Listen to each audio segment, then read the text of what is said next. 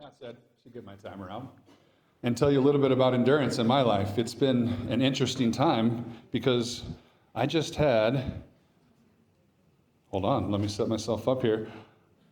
On the first of the month at 6:49 a.m., Leonidas Foxton Momper was born. Amazing. Amazing. And in terms of why this relates to endurance, it has been a ride that we've had to endure. And that's just generally parenthood. I bet parents could relate to that. But the crazy situation is that this little boy came into the world in a rodeo-like capacity. It was a beautiful pregnancy, a beautiful labor, and then he came out breathless and lifeless. And it was shocking. And my wife and I didn't know what to do. We weren't prepared for this. No one gave us a prep call or a prep combo for this. But we were there with some midwives who jumped into action. And they started breeding for the kiddo with some technology. And the beautiful thing that I think ties to endurance was how my wife handled this. She stepped in the most maddening moment of our lives and declared his name to him, which we hadn't ultimately decided. We had a short list of names. Leonidas was at the top. We were gonna meet him and say, hey, who are you? Which of these names fits? But she spoke his name into the world and into existence, declared him to the world and declared it to himself. And we just continued speaking to him with positive sentiments as the scene was crazy. There was blood on the floor, amniotic fluid. There's my wife in awe, me in awe, but also kind of in this moment of fight or flight where we leaned in and we were fighting and enduring and not knowing how it was going to turn out. 911 was called. Fire department shows up. Paramedics show up. We move him from the floor to the bed, and he starts breathing a little bit. He starts whimpering a little bit. Ah, what a relief. But still, scary as can be. I ride for the first time in my life in an ambulance to the ER with my son, 10 minutes away, Children's Hospital, because we were in Lowry at a birth center. Probably the best place you can be under a circumstance like this where you need to endure. I had to leave my wife at the birth center and let her recoup, birth her placenta, all these nuances that you just don't know what to do, but you do the best you can. And I remember looking at her and saying, it's gonna be okay. We're gonna get through this. He's gonna make it. And I didn't actually know for sure. I hoped for sure, but I didn't know for sure. And we booked it to the ER. On the way, I called my parents. They came up from Castle Rock and tended to my wife. And man, the time between seeing my wife, it was another 4 or 5 hours before she could come over to the hospital. And I sat in the ER. We got to the ER and the ambulance driver said, don't jump out of this truck and crack your head open. We don't need 2 people in the ER. On the way there, a midwife from the birth center was with us and 2 paramedics telling me things are getting better and better. And I walked into the ER and there were literally 25 people at the ready to receive little Leonidas. And they saved him, along with the paramedics and along with the midwives. We spent 11 days in the NICU. That was pretty wild and crazy. There were definitely other families there enduring even bigger challenges, frankly. Not to take our challenge a notch down, but if you're in that hospital, you're there to endure some hardship. So that is a special place. 2 beautiful stories of serendipity, micro. I was on a plane to Atlanta on Tuesday, and I looked down, and there's a bag with the Children's Hospital insignia on it. The gentleman to my left is sitting there. I said, sir, Children's Hospital, I was just there for 11 days. What's your connection? Former board president of Children's Hospital, retired now, but amazing little piece of serendipity. And what really helped me endure this whole thing was my best friend from 8th grade, is a pediatric nurse at Children's. Wild enough, he was wrapping up his shift. He wasn't out of town, he wasn't at home, he wasn't in the middle of his shift. He was there getting done. So I got to the NICU, and there he was to give me a giant hug, and that's what I needed. So people helped me endure, my wife helped us endure, and Leonidas has endured, and I hope he thrives, shifts from endurance to thriving. He's there now, he's home, everything's copacetic, but an absolute jump into the deep end of parenthood, wouldn't you say? That is my story of endurance. Thank you for listening. We were gonna bring him, he'll be at the November 17th event. Hope you all can meet him. Thanks for listening. Amen. Amen. So let's hear about our second endurance speaker. Right. Who's it going to be? It is going to be. Can you hold this while and the winner is Andrew F. Yes. Give him your mic. Your mic. There you go. This mic? Let me clip One this mic. one on you. Oh my gosh. Wow, right up front. Welcome, Andrew. Hey. Whenever you're ready, I'll start it off. All right. Okay, well, I'll get started then. Never pass up free stage time, right? So this is some endurance for you and me both. Let's see. We're going to go all the way back, all right? We're going to do the whole progression of Andrew. So I was born and raised homeschooled the whole time. This is what we look like. Yeah. We were like fundamental literalists, and we were part of the Rapture practice squad. So none of them were real, it turned out. Anyway, so grew up in that, really isolated, but I had that fire in me to connect with people, and I knew there was more out there, right? And so then I assimilate into society. When I'm 18, I went to the Broadmoor Hotel because they had a working apprenticeship. So that was my school life crash course. It was a little disappointing. People weren't as cool as I had imagined, but whatever. We move on. And so I endured, sticking around and being stuck in that family and dynamic. And then finally got the nerve to move up to Denver and pursue one of my passions, which is performance. So I've got to perform and host comedy shows around the city, which is pretty fun. And endured, the comedy scene here in a lot of ways, right?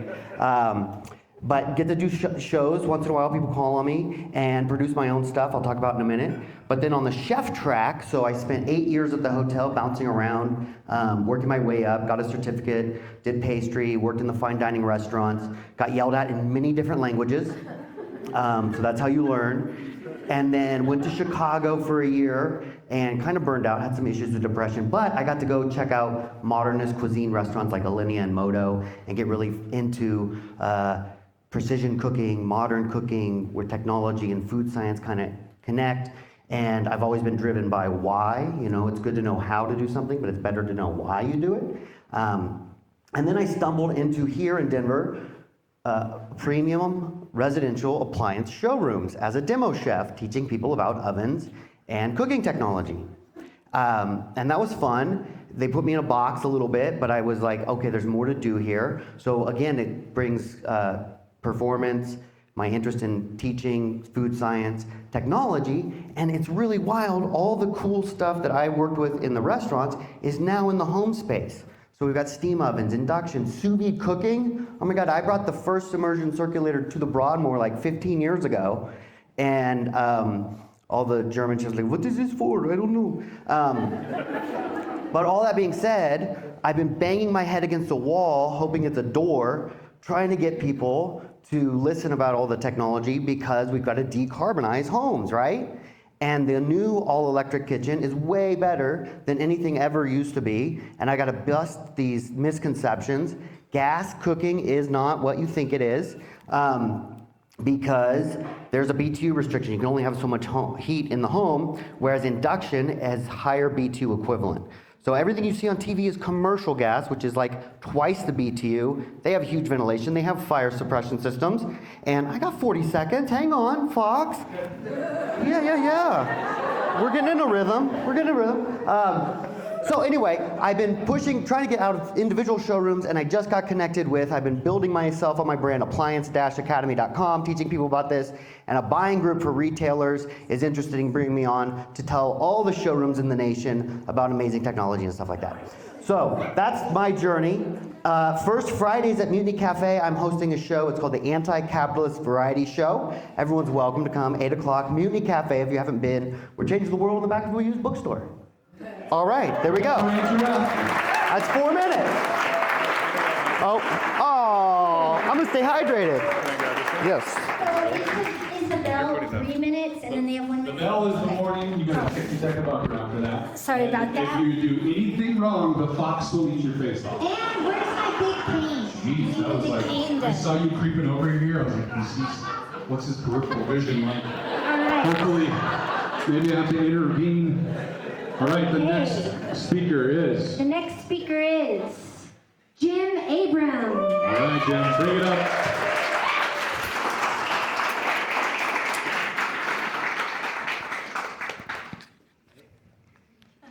I'll let you do that. RJ, I don't know if you have that deck. Thank you.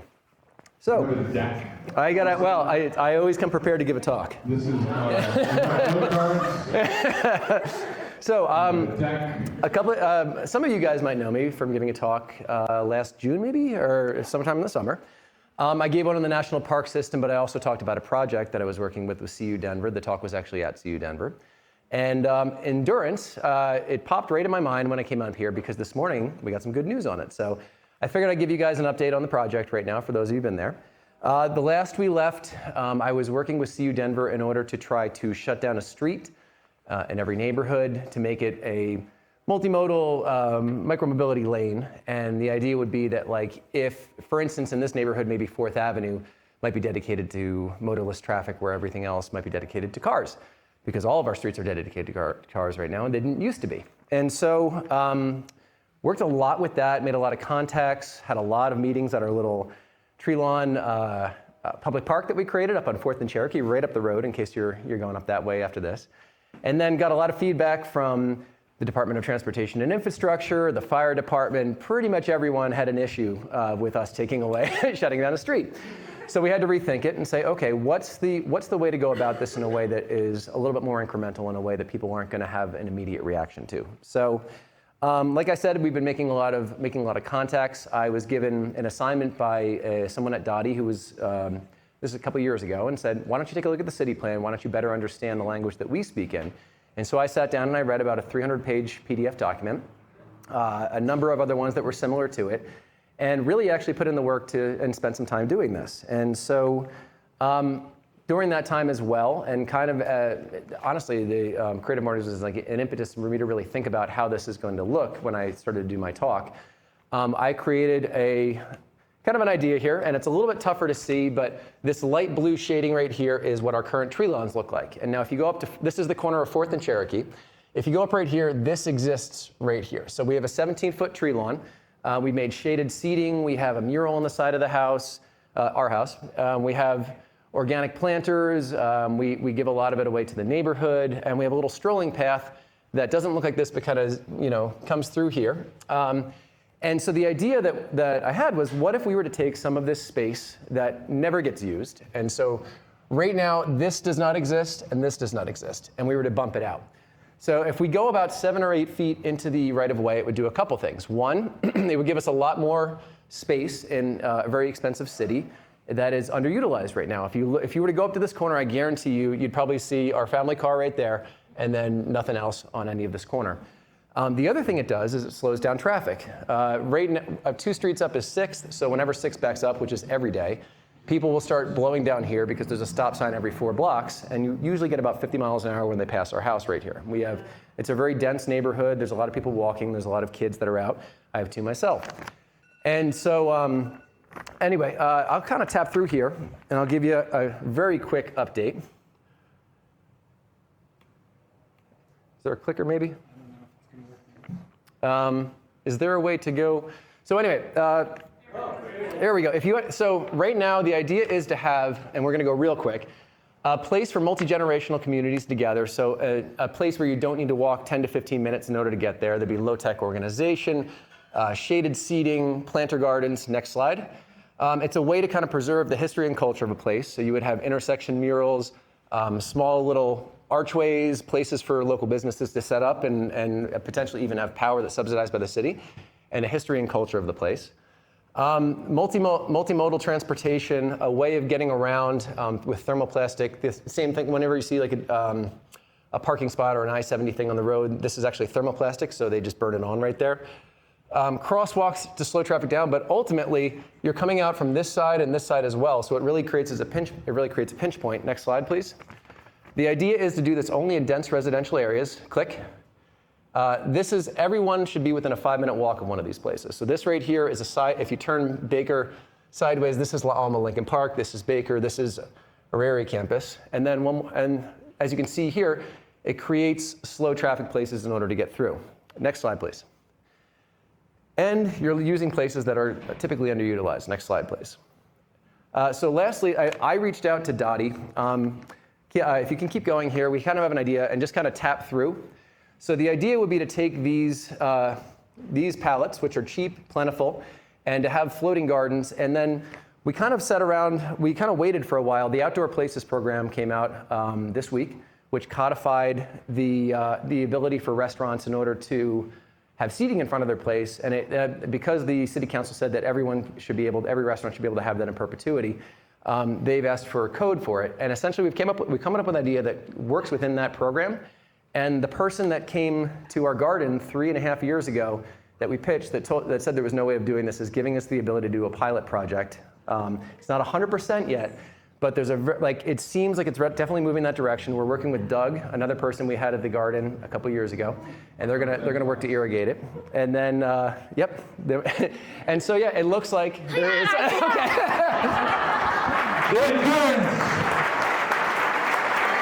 Okay.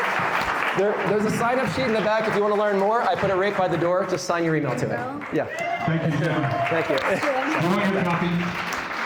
All right, to the person who asked if they could put slides in, I'm like, no, you can't. I'm so sorry about that. I didn't know we had a slideshow. Okay. Next up, we have Kevin Von Q about to share about endurance. Come on up, Kevin. Good morning, Kevin. Okay, if you can bring up just the Creative Mornings main slide, that'd probably be a good one. Go get him, Tiger. Thank you. Good morning, I am Kevin Von Quaylen. I have a story and a lesson for you. In a previous life, I would photograph and make Super 8 films for high-end luxury weddings. So I was on a team photographing at this private New York estate. And what I mean by endurance, at least in this job, was we started about 8 a.m., 10 a.m. We'd already been 10 hours into the day. We'd been rained on all day. We were wearing full suits, carrying our camera gear. You don't eat, you don't rest. After being rained on, after the ceremony, it was nighttime. It was 8 p.m. and we had to walk down to the reception. Think of ornamental concrete steps that were all wet, manicured shrubbery landscaping.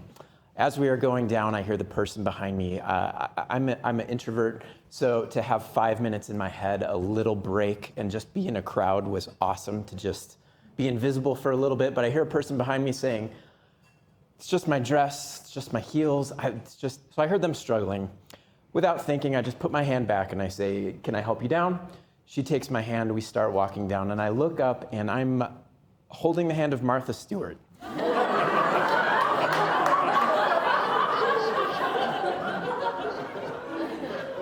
So, I helped Martha Stewart down wet concrete steps. Here's the lesson. If I stopped and I hesitated in that moment and looked at who I was trying to help, I would have absolutely panicked and then probably not done anything at that point and let a person struggle. Or I would have put my hand out, hand back, and then possibly had my teeth knocked out by a bodyguard as I acted weird in that scene. In our life, in our jobs, in our careers, and our contracts, and our relationships, you get to this 2/3 point. We still had 6 more hours of shooting. It was like a 16-hour day. It was ridiculous. You get to this 2/3 point in all of these areas of your life where you might not have a light at the end of the tunnel. It is still in the weeds, still in the thick of it. The fun part's over. You still have 6 more hours to go, 6 more years to go, whatever it is. At that point, when you are squeezed and the pressure sets in, your default comes out. I am grateful in that moment that my default was to help someone. I'm not trying to pat myself on the back because there are default times where I'm like, bleh. So in that moment, I am grateful that that's what came out. So my encouragement to you is that your habits that you form, that when you're under pressure and under stress, that the good side comes out. My new life, I've been working as a high school art teacher for about 8 years now, and so I have this weird dynamic of wanting to form a human into a good person, and then I have grades that I have to hold over their heads. Within that, what I tell my students and hopefully communicate is that I'm not concerned about what they are making, what they are creating. I think they should create, but I am more concerned about who they are than what they do. So, thank you.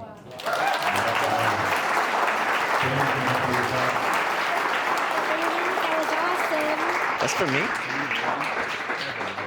Give it up for Kevin. It's very, was an introvert and a wonderful story. Okay. Was Martha's hands sweaty? Was it? Yeah. Andrew Novick. All right, Andrew. Andrew. Come on up, my friend.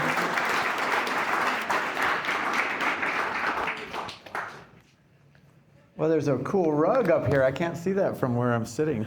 I can walk on this? Yeah. Wow. All right. Are your feet clean though? You know, like, it's a really nice rug. Yeah, this is pretty fancy. Fancy up in the front. I'm Andrew Novick. I was one of the speakers in the first season of Creative Mornings. So I've been with it. I love it. I try to get here as many times as I can. It's always really great. As far as endurance, the first thing that the puffy unicorn and the fuzzy gray fox, when I came in, was like, what's endurance? Endurance. And you think of like physical endurance, that's like what advertising tells you what endurance is. But my example or thoughts is social endurance.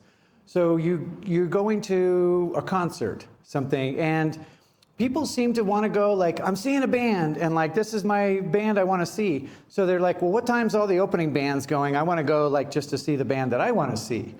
And so they go late. Or you're out at an event and you're not having fun, or you're bored or whatever, so you leave early. And I feel like most of the greatest experiences I've had are in those two windows, either before what I was going to or after what I was going to, where like I could have easily left, but I stayed.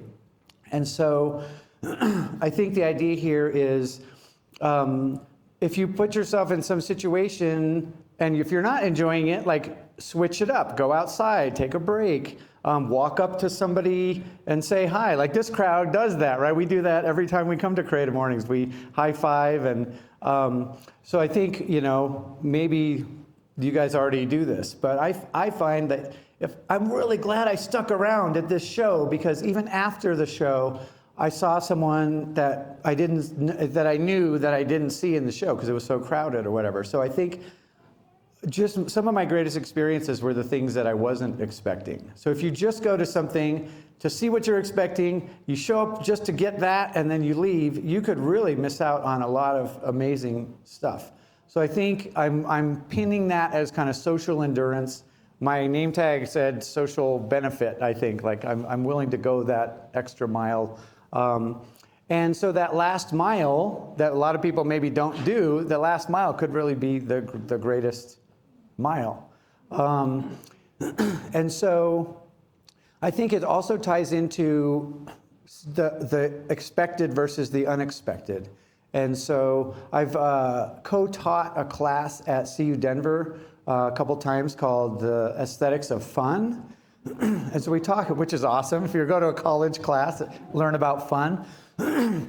But one of the ways we define fun is something that's outside of your expectation. If you know exactly what's going to happen, you go to do the thing, you saw what you expected, and then you go home. You didn't benefit a lot from that. So something that's unexpected, outside of what you thought usually is what, to me, is where all the benefits are. And same with like traveling. You know, you go to the things like you have the guidebook. I'm in the middle of Japan and I want to go to this thing. And almost always the route that I took along the way, I came across stuff that I enjoyed more than the thing I was going to. And so what I'm saying, I guess, is don't neglect those things. If you're just enduring it, or like a long line to get in a restaurant or a concert or something, in that line, you can complain about like, oh, this line is taking forever, or like, I'm so hungry or whatever. But if you can actually just turn around to the people behind you or next to you and make a conversation, or if you're going to something there's going to be a lot of waiting around, bring a good friend or bring a friend, someone that you don't know that well, and standing in this line or this waiting, you're going to get to know them a lot better. So I think there's lots of benefits to that kind of endurance. Here comes the buddy. All right. Yes. Awesome. Thank you. Yay. That was good. There's goodness in the waiting. When you're impatient and hungry, like I get, I'm like, I'm hungry now. That's just your regular daily outfit, in fact. Okay, next. We have one more, I'm thinking, maybe two, depending on how long this one goes. But Will you those are our pick- potential final. Amanda. All right. There we go. That's what I was hoping for. Give it up for Amanda. Take it up a notch. Let's hear it.